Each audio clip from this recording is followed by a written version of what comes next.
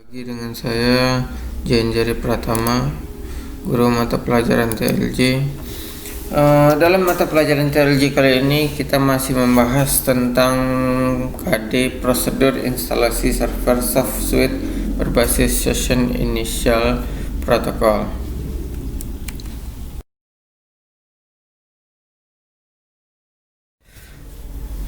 Kali ini kita akan membahas tentang protokol SIP didukung oleh beberapa. Kita akan melanjutkan pembahasannya untuk protokol SIP. Protokol SIP ini didukung oleh beberapa protokol di antara lain di sini yaitu IETF, Session Description Protocol atau SDP. Merupakan protokol yang mendeskripsikan media dalam suatu komunikasi. Tujuan protokol SDP adalah untuk memberikan informasi aliran media dalam satu sesi komunikasi agar penerima yang menerima informasi tersebut dapat berkomunikasi. Yang kedua yaitu IETF, Session Announcement Protocol atau SAP. Merupakan suatu protokol yang setiap periode waktu tertentu mengumumkan parameter dari suatu sesi konferensi.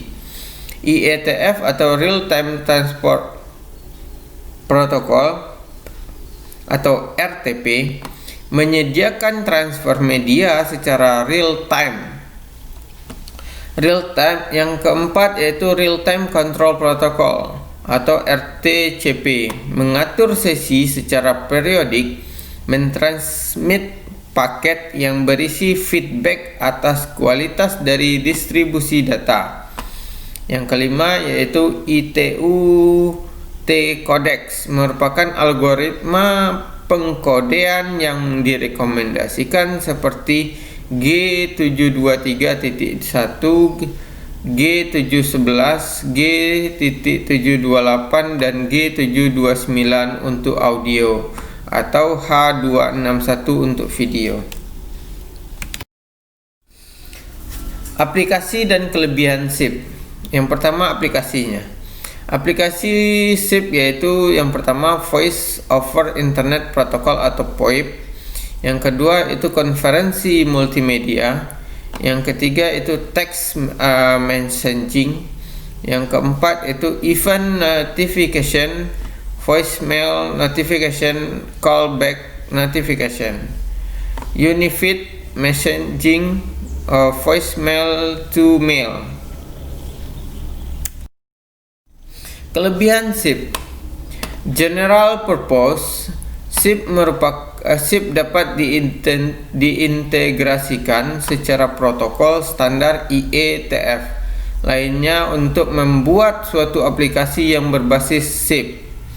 Arsitektur yang terdistribusi dan scalable, proxy server, redirect server, registrar server, dan location server.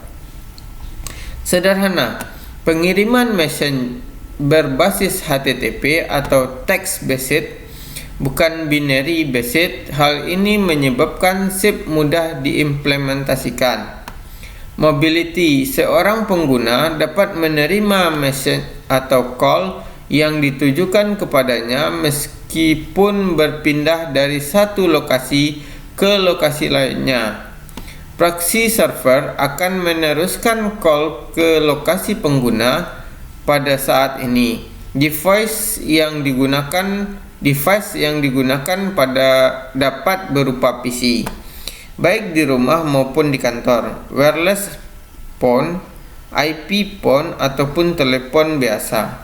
Yang kelima, layanan dapat dibuat dengan Call Processing Language atau CPL dan Common Gateway Interface atau CGI, antara lain. Yang pertama call waiting, call forwarding, call blocking, basic feature. Yang kedua call forking, melakukan call kepada beberapa endpoint. Yang ketiga, instant messaging.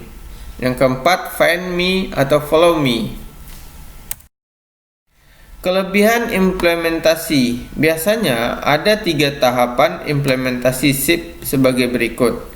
Menghubungkan SIP proxy ke exciting PBX. Migrasi user dan terminal ke SIP proxy.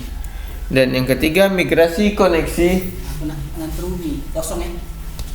migrasi koneksi ke PSTN dari exciting PBX ke SIP.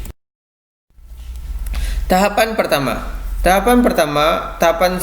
Tahap pertama adalah menghubungkan SIP proxy dengan PBX sistem exciting sebagai gateway ke PSTN untuk menghubungkan dari IP network ke PSTN.